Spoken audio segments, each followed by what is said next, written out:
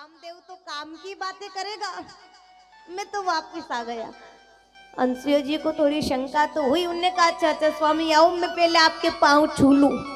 जैसे ही पाँव छूने के लिए अनसुया जी बड़ी, कामदेव घबराया। क्यों? क्योंकि अनसुया जी का पतिव्रत धर्म बड़ा श्रेष्ठ। कामदेव डरा कि अगर इसने पाँव छू लिए तो मैं यही जल के भस्म हो जाऊंगा। कामदेव भागा। पर देवियों को यहाँ भी समझ नहीं आया। अपने अपने पतियों को साधु का रूप धर के जब वहां भेज दिया, तीनों ने जाकर कहा हमें भिक्षा दो। अनसुया जी ने कहा ठीक है महाराज, ऐसे नहीं, हमें नग्न होकर भिक्षा दो। अब अनसुया जी चिंता में पड़ गई। क्यों? नग्न होकर भिक्षा दे तो पतिव्रत धर्म तो नष्ट हो जाए, पर पराये पुरुष के सामने नग्न होकर जाए, पतिव्रत धर्म नष्ट हो जाए।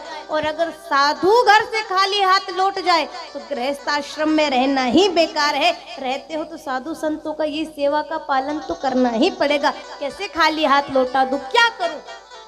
संकट में फंस गई। उस समय अनसुया जी ने अपने हाथ में जल लिया और जल लेकर कहा कि अगर मेरे पतिव्रत धर्म में जरा भी सच्चाई है तो ये तीनों के तीनों साधु अभी के अभी छोटे छोटे बालक बन जाए। क्यों?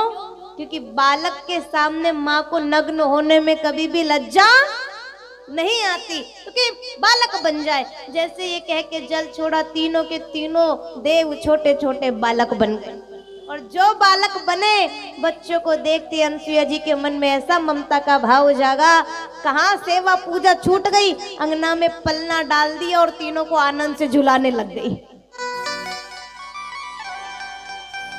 ये भी कितनी बड़ी लीला है। देखो तो सही, भक्ति के लिए वो क्या क्या कर जाते हैं। आज जगत को पालने वाले अनसुया जी के आश्रम में पालने झूल रहे हैं। क्या लीला है भगवान की। ऐसा ममता का भाव, आश्रम में आनंद ही आनंद हो गया है। और कैसे दुलार कर रही है अनसुया जी, आप देखो महाराज। कि माता अनुसुईया ने डाल दियो पालना,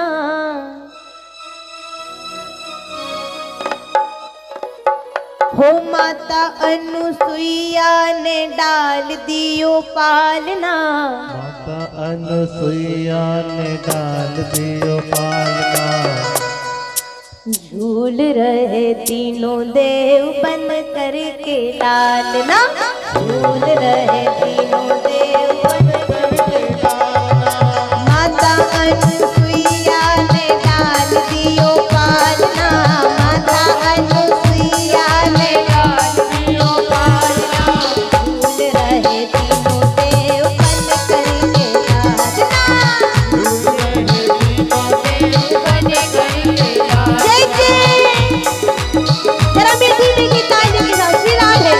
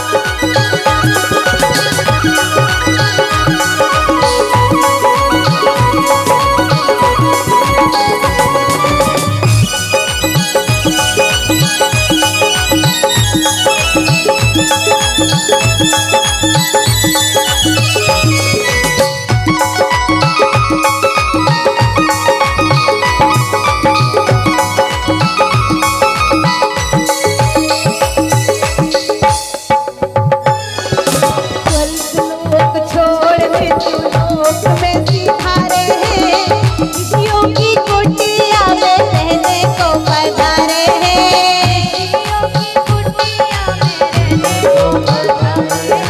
ऋषियों की कुटिया में रहने को पधारे हैं,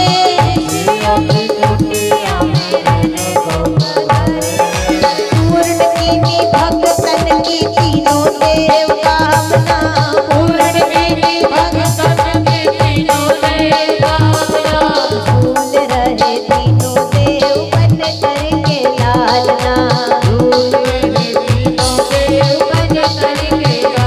श्री राधे।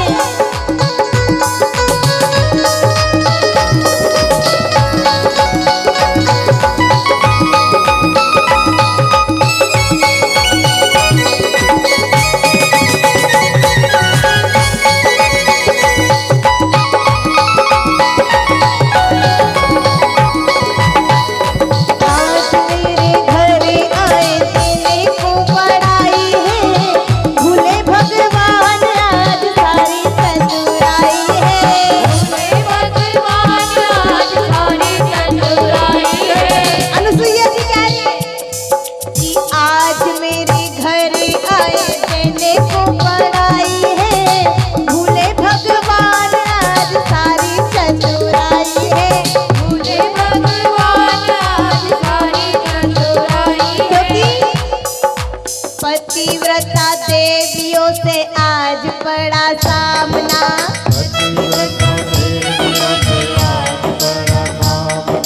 झूल रहे तीनों देव बन करके लालना, झूल रहे तीनों देव बन करके लालना। माता अनुसुईया ने डाल दियो पालना, माता अनुसुईया ने डाल दियो पालना, झूल रहे तीनों देव बन करके लालना, झूल रहे तीनों देव बन करके लालना, झूल रहे झूल रहे तीनों देव बन करके लालना, झूल रहे तीनों देव बन करके लालना। बोले भक्त और भगवान की झुलारी। तीनों देव पालने में झूल रहे हैं, आनंद के साथ अनुसुईया जी झुला रही हैं, लेकिन दूसरी तरफ तीनों की तीनों देवियां परेशान हो रही है कि भाई भैया कि इनको इतनी देर हो गई अब तक आए नहीं। नारद जी पहुंचे, ने देखा ओ हो आज तीनों की तीनों देवियां एक साथ, क्या हुआ है? तो देवियां कहती नारद तुम तो कुछ बोलो ही मत, सारा कुछ तुम्हारा ही किया धरा है, क्यों तुम्हारी बात में लगकर हमने अपने अपने पतियों को भेज दिया, अब वो गए तो है पर अब तक लौटे नहीं। तो नारद जी ने कहा माता आप बेकार में परेशान हो रही हो, वो तो वहां मजे से पालने में झूल रहे हैं। पालने में तो कहे हाँ गए थे अनुसुईया जी की परीक्षा लेने, उन्हें मजे से पालने में झुला रही है। सारी घटना नारद जी ने बताई, उन्हें देवियां परेशान हुई, हो अब क्या करे। तो नारद जी ने कहा माता चिंता की बात नहीं है, आप जाकर उनको सारी बात बताओ, क्षमा मांगो, वो फिर से उन्हें ठीक कर दे। गई तीनों देवियां अनुसुईया जी को जाकर सारी बात बताई। उन्होंने कहा अच्छा ये आपके पति है जी, तो ठीक है जिनके जो पति हो उठा के ले जाओ। अब महाराज गलती से किसी और को उठा ले तो कितनी गड़बड़ हो जाए। तो फिर तीनों देवियां उनसे क्षमा मांगती है। फिर अनुसुईया जी अपने हाथ में जल लेकर कहती हैं कि यदि मेरे पतिव्रत धर्म में जरा भी सच्चाई हो तो ये तीनों की तीनों बालक फिर से अपने वास्तविक रूप में आ जाए। और जैसे ही ये कह के जल छोड़ा तो अनुसुईया जी के आश्रम में महाराज ब्रह्मा विष्णु महेश तीनों के तीनों देव आकर खड़े हो जाते हैं। बोले भक्त और भगवान की तीनों देव आकर खड़े हो। बताओ जैसे तीनों देव खड़े हुए, उन्होंने कहा देवी हम तुम्हारे भक्ति तुम्हारे धर्म से बहुत प्रसन्न है, मांगो क्या मांगना है। अनसुईया जी ने कहा प्रभु अगर कुछ देना ही चाहते हो तो इतनी प्रार्थना है, ये थोड़ी देर के लिए नहीं, आप सदा सदा के लिए मेरे पुत्र बनकर आ जाओ तो मेरी इच्छा पूरी हो जाए। तो तीनों देवों ने चंद्र, दुर्वासा और दत्तात्रेय भगवान के रूप में जन्म लिया और अनसुईया जी की इच्छा को पूरा किया। अब आप देखो महाराज क्या किया था अनसुईया जी ने, जप किया था क्या, तप किया था, ध्यान किया था, कुछ नहीं किया, खाली पति की सेवा की। इतने में तीनों देव आंगन में आ गए। कारण हाँ, ऐसे तो जप तप ध्यान धर्म कर्म भजन भक्ति भगवान को पाने के अलग अलग रास्ते हैं, लेकिन उन्हीं में से ये भी एक साधन है। कौन सा? कि अगर आपसे अलग से भक्ति नहीं हो पा रही है, अलग से भजन नहीं हो पा रहे हैं, तो डरना मत कि भगवान ने मिलेंगे, मिल सकते हैं। कैसे? अगर आप अपने कर्म को ही ईमानदारी के साथ करते हो तो धर्म अपने आप हो जाता है, और जिसने धर्म कर दिया उसके ऊपर परमात्मा अपने आप प्रसन्न हो जाता है, क्योंकि महाराज आपके कर्म में ही धर्म छिपा है। आपको ईश्वर ने जो कर्म दिया है उसी में धर्म छिपा है। उसको ईमानदारी के साथ कर लो, सफलता अपने आप मिल जाएगी। कर्म से आप डॉक्टर हैं, कभी कोई दुखिया मरीज आ जाए जिसका सामर्थ्य ना हो कि वो अपना रोग ठीक कर सके, करवा सके आपके द्वारा, तो कभी दया करके अपनी तरफ से उसका इलाज कर देना, तो ये हो गया आपके कर्म में धर्म। कर्म से आप किसान हैं, अन्नदाता है, कभी कभी किसी भूखे को अपनी तरफ से खिला देना, किसी जरूरतमंद की अपनी तरफ से मदद कर देना, तो ये हो गया आपके कर्म में धर्म। ईश्वर ने आपको किसी अच्छे पद पर बिठाया है, जिसके द्वारा जो जो लगेगा वो तो आप करेंगे ही, अर्थात आपको अगर किसी पद पर भगवान ने बिठाया है उसका उपयोग तो आप निश्चित करेंगे ही, लेकिन अगर कभी कभी भगवान मौका दे तो उस पद का सदुपयोग भी करके उसको अच्छे काम में लगा देना, तो ये भी आपके कर्म में धर्म हो जाएगा, जिसके द्वारा कहीं संत की सेवा, भगवत कार्य है, धार्मिक कार्य है, इनमें अगर कोई अपनी इच्छा से आगे आ जाता है तो उसको परमात्मा जीवन में अपने आप आगे बढ़ा देता है। ये धर्म की ताकत है। लेकिन बस जो भगवान ने दिया उसको करते जाओ। पति की सेवा ईमानदारी से कर लो, भगवान भी प्रसन्न हो जाएंगे। यहाँ तो करे खैर पति की सेवा, ऐसा नहीं है, यहाँ तो बड़ी धार्मिक प्रवृत्ति की सभी माताएं बहनें हैं। पांव वगैरह छूती कि नहीं छूती? सब छुओ। अच्छा, करवा चौथ पे अच्छा, अरे कुछ कह रही है कि नहीं नहीं ऐसा नहीं, 12 महीने सिस्टम चलता है पांव छूने का, तो पर करवा चौथ पे हम छू लेते हैं, बाकी के दिन वो छू लेते हैं। अच्छा, नहीं कोई तो छू रहा है, होना चाहिए। कभी कभी ऐसा भी हो जाता है। और देखो पतिव्रत धर्म में भी शक्ति बहुत है, इससे भी बड़े बड़े चमत्कार हो जाते। अब कई लोग अनसुईया जी की कथा को सुने तो कि पति की सेवा तो हम भी कर ले, पर आजकल ऐसे चमत्कार हो के ये तो पुराने जमाने की बात हो गई। आजकल भी होते हैं। धर्म तो पहले भी वही था, धर्म आज भी वही है, आज भी ऐसे चमत्कार होते। हम आपको एक घटना बताएं महाराज, कलयुग की। एक नारी अपने पति की इतनी सेवा करती थी, इतनी सेवा करती थी, उसका पतिव्रत धर्म इतना बढ़ गया कि अगर वो झाड़ू लगा रही हो और पति आ जाए ना और कुछ भी काम की कह दे, तो पति की सेवा में अगर वो झाड़ू लगाती लगाती झाड़ू को ऊपर छोड़े तो वो झाड़ू ऊपर ही उड़ती, नीचे नहीं गिरती। जिस चीज को जहां छोड़ दे वो वही हवा में लटकती रहती, नीचे नहीं गिरती जब वो आके नहीं पकड़े। इतना पतिव्रत धर्म श्रेष्ठ हो गया था।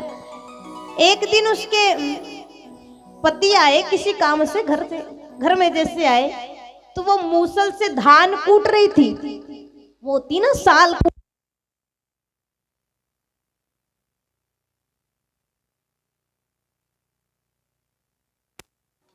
वो क्या कर रही थी, मूसल से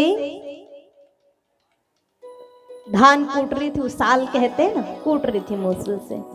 उसी समय पतिदेव आए, पति की सेवा में दौड़ी तो वो मूसल को उसने हवा में छोड़ा। अब उसके घर में तो कोई बड़ी बात थी नहीं, मूसल हवा में छोड़ा तो वो ऊपर ही उड़े, नीचे नहीं गिरे। लेकिन उसी समय उसकी पड़ोसन आ गई और पड़ोसन ने ये खेल देख लिया। पड़ोसन ने कहा ओहो हो चमत्कार। उसने पूछा तूने ये सब कैसे किया? वो बोली कुछ नहीं, ये तो पति की सेवा का फल है।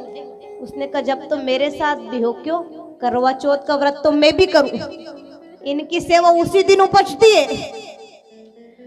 तो महाराज गई वो भी घर और अपने पति से जाकर बोली आज जब आप शाम को आओ ना तो आते ही ऊपर देखना। क्यों? बस मैंने कहा ना ऊपर देखना, सब मेरे ऊपर छोड़ दो। कहीं पर तो कणा कहीं करेगी, ठीक है। पर आया शाम को, जैसे पति के आने का टाइम हुआ वो तो लग गई मूसल से धमाधम। पति आए, घर में आते याद आई भाई इसने कहा था कि ऊपर देखना है। अब आप योग देखो, इधर भैया ने ऊपर देखा, इधर भाई ने मूसल छोड़ा, जो गिरा पट से मुंह पे जाके सारे के सारे दांत बाहर। दादा ने की वाह भाई अच्छा हुआ मुंह पे छोड़ा, अगर सिर पे गिरता तो। क्यों? क्योंकि कहा है ना महाराज, देखा देखी साधे योग घटे काया बढ़े। अब कहीं ऐसा नहीं हो यहाँ कथा सुन के जाओ, आप भी घर जा जा के मूसल छोड़ छोड़ के देखो, कल से और कथा में आना बंद हो जाए। ऐसा मत करना। आज आप तो खाली जो आपका काम है उसको ईमानदारी से करते जाओ, लगन से करते जाओ, अपने आप हरी कृपा बरसती है। अनुसुईया जी का भगवान ने उद्धार किया। और एक सुंदर सा प्रसंग आया सती चरित्र का। प्रजापति दक्ष की जो पुत्री है सती जी, भगवान शंकर के साथ विवाह हुआ। एक बार की घटना है कि सती माता भगवान शंकर के साथ कैलाश पर्वत पर बैठी है, कथा प्रसंग चल रहा है। लेकिन उसी समय देवतागण कैलाश पर्वत पर से होके निकले। सती जी ने पूछा ये सब कहाँ जा रहे हैं? शिव जी ने कहा आपके पिताजी के यहाँ यज्ञ है, वही सबका जाना हो रहा है। पिता के यहाँ यज्ञ? हमें नहीं पता। देखो प्रजापति दक्ष ने यज्ञ का आयोजन किया, सबको बुलाया, लेकिन भगवान शंकर को नहीं बुलाया। क्यों? उस यज्ञ का उद्देश्य रखा था भगवान शंकर का अपमान करना। कारण कि एक बार जब सब देवताओं की सभा लगी तो प्रजापति दक्ष उसमें आए, सब सम्मान में खड़े हुए, लेकिन शिव जी खड़े नहीं हुए। और कोई एक ऐसा भाव होता है कई लोगों को जिनको सम्मान बहुत प्यारा होता है ना, उन लोगों का ये होता ही अगर किसी सभा में जाए तो 10 लोग खड़े हैं, उनकी तरफ ध्यान नहीं जाएगा, 11वां बैठा कौन है उसको पहले देखेंगे। प्रजापति दक्ष के सम्मान में सब खड़े, उनकी तरफ नजर नहीं। शिव जी बैठे, ये क्यों बैठा है? मुझसे बड़ा हो गया, इस अपमान का बदला लूंगा।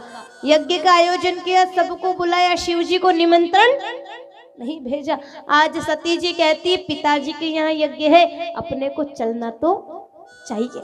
शिव जी ने कहा देवी जी बिना निमंत्रण के कहीं भी नहीं जाना चाहिए। यूं कहा है ना कि जिस सभा में अपना मान ना हो उस सभा में जाना ना चाहिए। नहीं बुलाया, नहीं जाना चाहिए। सती जी ने कहा आप ठीक कहते स्वामी, लेकिन नियम एक और है। आप कहते बिना बुलाए कहीं नहीं जाना चाहिए, लेकिन एक नियम ये भी कहता है कि बेटी अपने पिता के यहाँ, शिष्य अपने गुरु के यहाँ, मित्र अपने दूसरे मित्र के यहाँ और भक्त अपने भगवान के यहाँ कभी भी किसी भी समय जा सकते हैं। इनको निमंत्रण की जरूरत नहीं पड़ती, जब याद आ जाए पहुंच जाओ। भैया इक्कू कम करो इसका, कभी भी जा सकते हैं, इनको निमंत्रण की आवश्यकता नहीं होती। शिव जी ने बहुत समझाया, सती जी नहीं समझी। देखो समझदार को तो इशारा ही काफी होता है, अब जो ना समझो उसको कितने ज्ञान दे लो। कई बार इसमें भी बड़ी गड़बड़ हो जाती है, इशारे भी करो तो जो समझ जाए उसको करना, वरना कई बार इशारों में भी गड़बड़ हो जाती है। एक बार क्या हुआ कि एक गांव के व्यक्ति का शहर में संबंध हुआ, बढ़िया पढ़ी लिखी स्टैंडर्ड लाड़ी मिली, विवाह हुआ। अब विवाह के बाद वो पहली बार अपनी पत्नी को लेने के लिए गया शहर में, बढ़िया चकाचक तैयार होके मोटरसाइकिल से वो पहुंचा। इधर से वो चला, उधर जो उसकी पत्नी है उसने भी अपनी सहेलियों से बहुत बातें की थी, आपके जीजा जी ऐसे हैं, तेरे जीजा जी ऐसे हैं। तो सहेलियों की भी घर में भीड़ टूट पड़ी, हम भी तो देखा जियाजी कैसा है। इनको बड़ा शौक होता है देखने का, सहेलियों की भीड़ लग रही है, बहन तारीफ बहुत कि तुम्हारे जीजा जी तो ऐसे हैं वैसे हैं, लग रही है लाइन। आए जीजा जी घर में, जिससे आके बैठे तो जो पत्नी है उसने बड़ी सुंदर तैयारी की, भोजन बनाया। अब थोड़े तरीके का बनाया, शहर के हिसाब से छोटी छोटी डिजाइन की पूरियां बनाई। अब वो व्यक्ति गांव का, जैसे ही उसने थाली देखी, इतनी बड़ी बड़ी पूरी, एक कोल की भी नहीं है। उसने क्या किया, छोटी छोटी सी पूरी, तो वो क्या करता है कि एक पूरी को उठा के एक ही कोल करके खाए, एक उठाए खाए। तो पत्नी ने देखा, अरे ऐसे करेगा तो सहेलियां कितना मजाक उड़ाएंगे, जिया जी देखो एक पूरी एक बार में। तो उसने वही, अब क्या करे, एक मर्यादा भी होती, बेचारी वो कुछ बोल नहीं सकती, वो बेटी चूल्हे के पास बोल नहीं सकती, क्या करे। तो वहां से इशारा करे यूं, पति आड़ी यूं करे। तो पति ने कहा मैं समझ गया, ये मेरा ध्यान रखती है, अब इतनी सी बड़ी पूरी क्या एक एक चक्कर में पड़ो। उसने क्या किया, एक उठाई, उसके ऊपर सब्जी भरे, दूसरी फिर ऊपर लगाई और खाई। तो पत्नी ने ये दृश्य देखते सिर पीट लिया, हो गया काम। तो पति ने कहा अच्छा शहर का ऐसा नियम होगा, पूरी उठाए, सब्जी भरे, ऊपर से दूसरी पूरी लगाए, सिर पे दोग दे और फिर खाए। पत्नी को गुस्सा आया, फिर भी बेचारी बोल तो सकती नहीं कुछ भी। तो वो चूल्हे से कहती है, ए चूल्हे तू पहले जैसे जल रहा था वैसे ही जल, मतलब जैसे पहले खा रहे थे वैसे ही खा लो, पर यूं लजाओ मत। क्यों, कई बार इशारे करना भी उल्टा पड़ जाता है। इशारे भी उसी को करो जो समझे। आज इतना समझाया शिव जी ने, इतना समझाया, पर सती जी नहीं समझी। ने कहा ठीक है भाई, हो ही वही जो राम रुचि राखा। ये खड़े, इधर देखो, खड़ी हो महाराज, देखो जैसे ही उनने कहा, समझाया नहीं समझी, कुछ गणों को तैयार किया, इनको लेकर जाओ। पहुंची यज्ञ में, जैसे यज्ञ में गई, जाकर देखा तो ये क्या, सभी देवताओं को स्थान दिया गया है, लेकिन शिव जी को कहीं भी स्थान नहीं दिया गया। सती जी से ये बात सहन नहीं हुई, क्रोध आ गया, और उसी समय अपने दाहिने पैर के अंगूठे में योगा अग्नि को प्रकट करके सती जी अपने शरीर को जलाकर भस्म कर लेती है। लेकिन जलते जलते सती जी कह जाती है कि शिव का अपमान हुआ है, इसका फल मेरे पिता तो भोगेंगे ही, लेकिन साथ ही जितने लोग इस अपमान में शामिल हुए हैं उनको भी इसका फल भोगना ही पड़ेगा। क्योंकि शास्त्र विदित नियम है कि जहाँ पर हर गुरु और संत की जहाँ निंदा होती है उसको कभी भी सुनना नहीं चाहिए। जो कर रहा है वो तो डूबेगा ही, लेकिन किसी ने अगर भूल से हर गुरु और संत की निंदा को सुन लिया उसके भी कई जन्मों के पुण्य जलकर नष्ट हो जाते हैं। इनकी निंदा को कभी भी नहीं सुनना चाहिए। आज सती जी श्राप देकर शरीर को जलाकर भस्म कर लिया। मरते मरते मन में एक ही बात थी कि बस चाहे कुछ भी हो जाए शिव के चरणों से तो मैं अलग नहीं हो पाऊंगी। सती मरत हरि सन वरु मांगा। मानस में एक बात है कि सती मरत हर सन वरु मांगा कि जन्म जन्म शिव पद अनुरागा। अगर तुम सोच रहे हो मैं मर के उससे दूर हो जाऊंगी, ये तो होने वाला नहीं है। चाहे मुझे कितने ही जन्म लेने पड़े लेकिन शिव तो मेरे ही है, शिव को तो मैं पाकर रहूंगी। सती जी ने शरीर को जला लिया। भगवान शंकर को जैसे ही बात पता चली अपनी जटा में से एक लट उखाड़ के नीचे फेंकी, जिससे वीरभद्र प्रकट हुए। वीरभद्र को आदेश दिया, जाकर वीरभद्र ने देखते देखते प्रजापति दक्ष की गर्दन को काट के अलग कर दिया। उस समय महाराज शिव जी आए, सती जी का जला हुआ शरीर देखकर दुखी होते हैं। तब सती जी की माता आकर कहती है, हे प्रभु ये तो जगत जननी है, इनके बारे में मैं कुछ नहीं कह सकती, लेकिन मेरे पति ये तो मेरे जीवन का आखिरी सहारा है, आप कृपा करके इनको तो जीवन दान दो। जैसे ही प्रार्थना की तो बकरे का शीश प्रजापति दक्ष के शरीर में लगाकर और प्रजापति दक्ष को भगवान शंकर ने जीवन दान दिया। बोले शंकर भगवान की, वो कुछ भी कर सकते हैं। एक ऐसे भगवान है महादेव जी, कृष्ण राम ने तो ब्रह्मा ने तो केवल महाराज उन्हें दिया भक्तों को, लेकिन शिव जी ऐसे जिन्होंने राक्षसों तक को वरदान दे रखा है। जो जैसे आया, रावण ने कैलाश पर्वत को उठा लिया था, भगवान ने उसको भी वरदान दे दिया, तू चाहे मुझे सता आया ले जा। क्यों? वो बड़े भोले हैं, जो जिस भाव से आ जाता है भगवान उसके ऊपर वैसे ही कृपा कर देते हैं। आज प्रजापति दक्ष का भगवान ने उद्धार किया।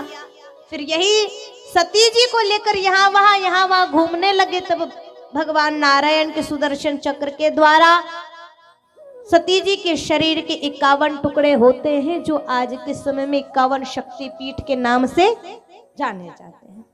सती जी तो चली गई, लेकिन फिर उन्हीं सती जी का जन्म हिमाचल नरेश के यहाँ पार्वती के रूप में होता है। तेहि कारण हिम गिरि ग्रह जाई, जन्मी पार्वती तनु पाई। फिर यही पार्वती बनकर पर्वतराज हिमालय के यहाँ आती है।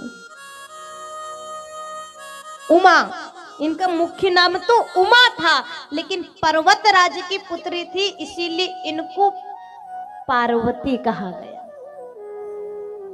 गिरिजा नाम भी है, क्यों? क्योंकि गिरिराज की पुत्री है, इसलिए एक नाम इनका गिरिजा भी हो गया।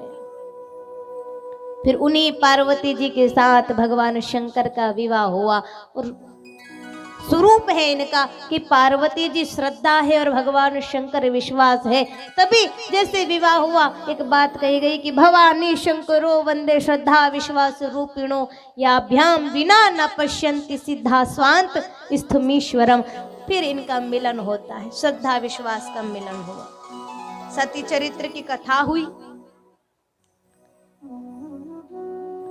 सती चरित्र के पश्चात महाराज ध्रुव जी का प्रसंग श्रीमद् भागवत में आया। मनु महाराज जिनके 2 पुत्र हैं, एक का नाम है प्रियव्रत और दूसरे का नाम है उत्तानपाद। राजा ने उत्तानपाद को राजा बना दिया है मनु महाराज ने, जिसकी 2 पत्नी है, एक का नाम है सुरुचि और एक का नाम है सुनीति। पहली पत्नी सुनीति, लेकिन जब सुनीति से कोई संतान नहीं मिली तो दूसरा विवाह सुरुचि के साथ कर लिया। समय बीता, दोनों गर्भवती होती हैं और एक एक संतान का जन्म हुआ, पुत्र आए। सुरुचि ने अपने बेटे का नाम रखा उत्तम और सुनीति ने अपने बेटे का नाम रखा ध्रुव। लेकिन राजा को उत्तम से बहुत लगाव है, ध्रुव से ज्यादा प्रेम राजा नहीं करते। धीरे धीरे जैसे दोनों बड़े हुए, एक दिन की घटना है कि राजा की गोदी में उत्तम खेल रहे थे।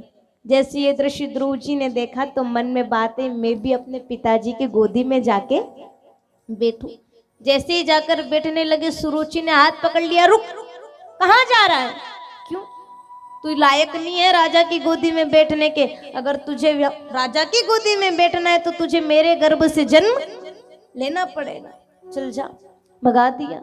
रोते रोते ध्रुव जी महाराज अपनी माँ सुनीति के पास आकर कहते, माँ क्या मैं अपने पिता का पुत्र नहीं हूँ जो उनकी गोदी में नहीं बैठ सकता? क्यों? छोटी माँ बोली कि मैं लायक नहीं हूँ पिताजी की गोदी में बैठने के। तो सुनीति कहती है, अरे बेटा तूने कुछ गलत सुन लिया। क्यों? छोटी माँ कहना चाहती थी कि ये थोड़ी कह रही थी कि तू पिता की गोदी में बैठने लायक नहीं है। अरे ये गोदी ही तेरे लायक नहीं है, तू इस पिता ने, तू तो उस परम पिता की गोदी में बैठने लायक है, सीधे वहां जा। सुनीति की पहचान है। सुरुचि वो है जिसकी एक से बढ़ के एक इच्छाएं हो, लेकिन सुनीति वो है जिसकी नीति, जिसकी सोच, जिसके विचार सबसे अच्छे हों। और देखो सुरुचि तो कहीं ना कहीं जाकर तकलीफ दे ही देती है, लेकिन जिसके पास सुनीति होती है वो दुख में भी सुख का अनुभव कर जाता है। ये सुनीति की ताकत है। बेटे को कितनी सुंदर संस्कार दे रही है, परम पिता की गोदी में जाकर बैठ। प्रपंच में नहीं फंसाया, जाओ वहां पर। कहाँ मिलेंगे परम पिता? याद नहीं ध्रुव जी को? कहते तू जा तो सही, वो तो हर जगह बसता है, तुझे मिलेगा, जा। ध्रुव जी घर बार छोड़ के निकल गए। ये भी भक्ति का प्रमाण है बहुत बड़ा। भजन किए थे सुनीति ने, बहुत भजन किए, तब कहीं जाकर ध्रुव जी महाराज घर में आए। आजकल कई सारे लोग एक बात करते हैं कि आजकल की औलाद सुनती नहीं है, आजकल की औलाद बिगड़ गई, औलाद बिगड़ गई। बिगड़ी थोड़ी है, इनको तो बिगाड़ दिया है। सबसे बड़ी बात, क्यों नहीं सुनते हैं? क्यों धर्म में नहीं आते हैं? क्यों भगवान के काम से इनको शर्म आने लग गई? क्या कारण है? आजकल की जो औलाद है इसके बिगड़ने का सबसे बड़ा कारण यही है कि ये भजन की औलाद नहीं रही। ये ध्रुव, ये प्रहलाद, ये भजन की औलाद थी। इनकी माओ ने खूब भजन किए थे जब ये गर्भ में थे, खूब भजन किए थे, शास्त्र पढ़े थे, कथा सुनी थी, सत्संग में गई थी, माला फेरी थी, राम का नाम लिया था, तब कहीं जाकर ये आए। जब राम जी गर्भ में थे, कौशल्या माता महल से बाहर नहीं निकली, लेकिन महल में रह के यूं नहीं, रानी थी, चाहती तो पलंग पे से पाँव नीचे नहीं रखे, लेकिन वही कौशल्या जी दिन रात भगवान के सामने बैठकर भजन करती थी, तब कहीं जाकर राम उनके घर में आए। ये भजन का प्रभाव है। आजकल कौन भजन करे? आजकल तो डॉक्टर ने कह दिया आराम करो, तो बस दिन भर टीवी भी देखे तो टीवी में भी कोई कथा भागवत सुनो क्या? कोई सीरियल देखे, नाटक देखी, फिल्म देखी, बस। ऐसा कहते हैं कि जब माताएं गर्भवती होती है तो 9 माह तक ये जैसा देखती है, सुनती है, बोलती है, खाती पीती जो करती है, उसका सारा का सारा असर उनके बच्चे पर आता है।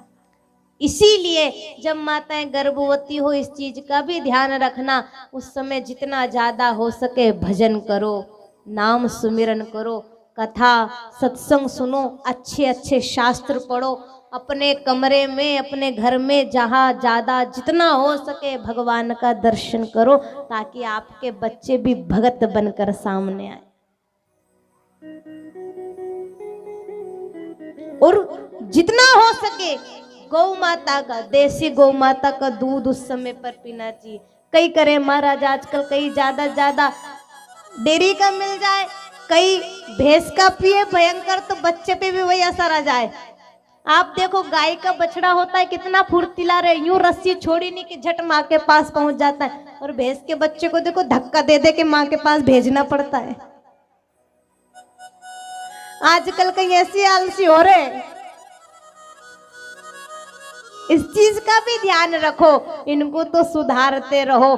जब दिन रात कहते हैं ना, आप एक ही बात होती है, कमाना किसके लिए कमा रहे? औलाद के लिए तो कमा रहे हैं। और अगर वही औलाद बिगड़ गई तो बताओ आपके कमाने का कोई फायदा हो जाए तो?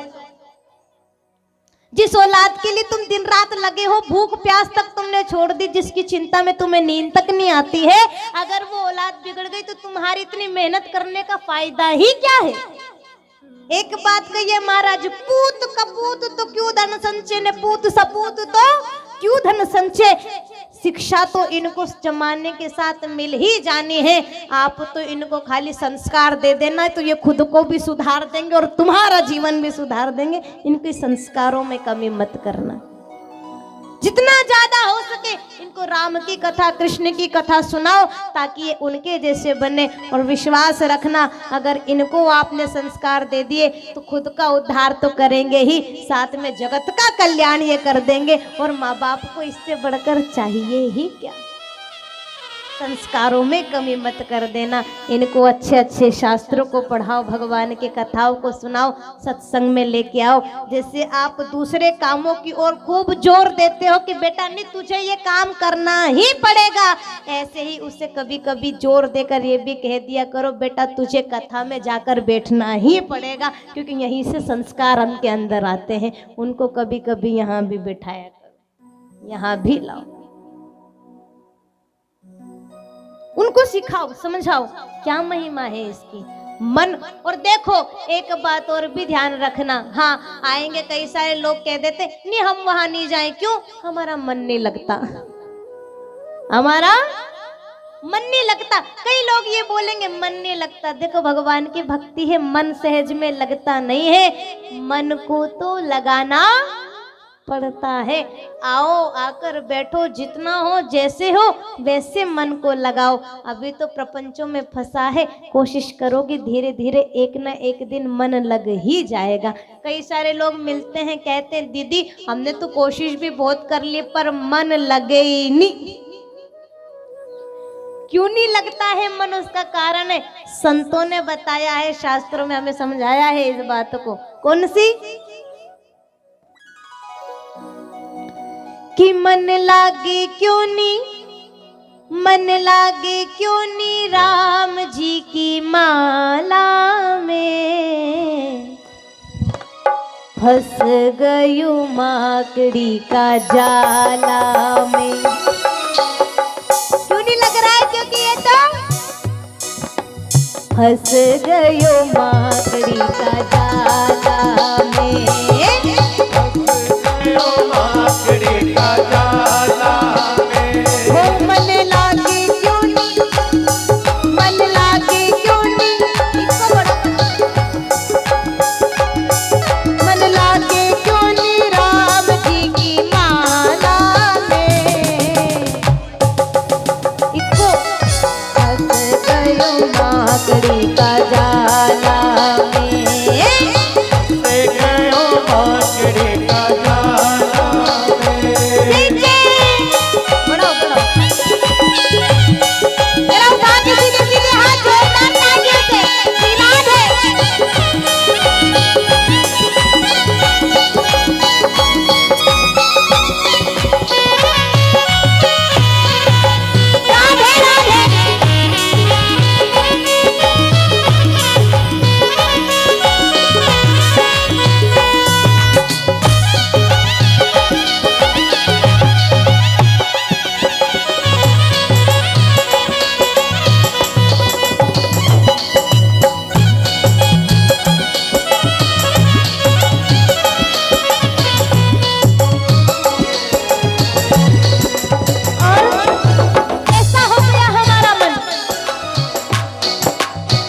मात पिता को यूं कहो नि माने, मात पिता को यूं कहो नि माने। ये मन माता पिता का कहना नहीं मानता है, माता पिता को यूं कहो नहीं माने। क्यों नहीं माने? क्योंकि वो यो तो लाग रियो, यो तो लाग रियो, यो तो लाग रियो सासरा में साला में।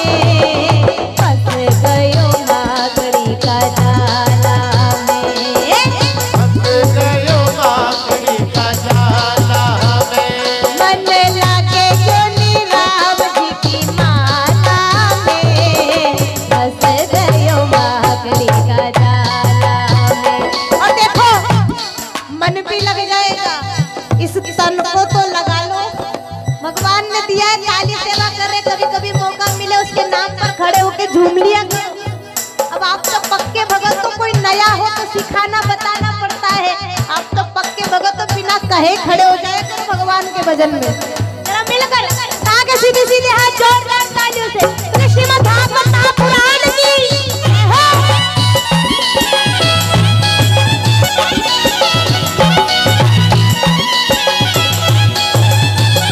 जय हो।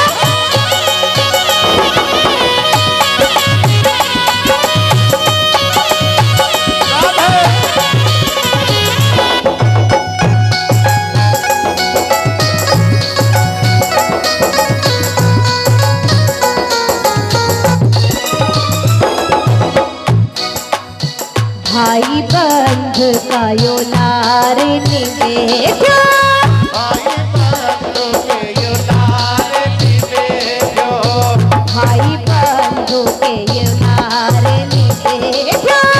भाई बंधु के यो लार निवेद्यो। एक बार शादी हो जाए फिर कौन भाई बहन कौन दोस्त दिखे, फिर तो एक ही बार। क्यों कि यो तो लाग रियो, यो तो लाग रियो, यो तो लाग रियो लुगाई की बाता में, हंस गयो माकड़ी का जाला में, हंस गयो माकड़ी का जाला में।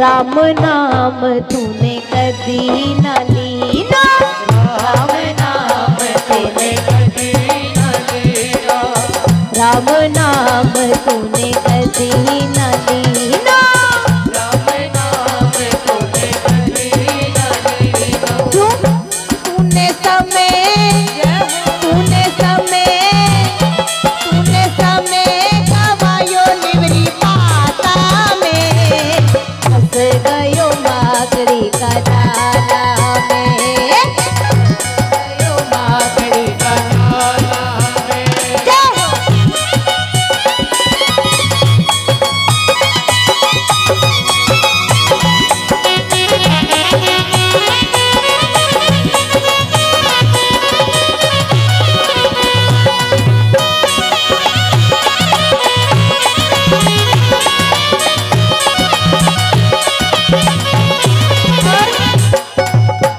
अभी भी मौका है तेरे पास। कैसा? चल सत्संग में हरि गुण गाने, हरि गुण गाने। तन तो हमारा बैठा ही है, लेकिन मन को भी कहो कि ए मन चल सत्संग में हरि गुण गाने, चल सत्संग में हरि गुण गाने। और आजा आजा आजा धर्म का पाला में। पर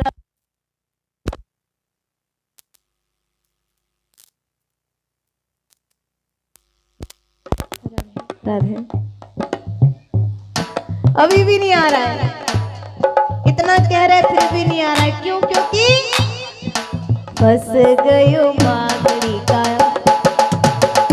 मन लाग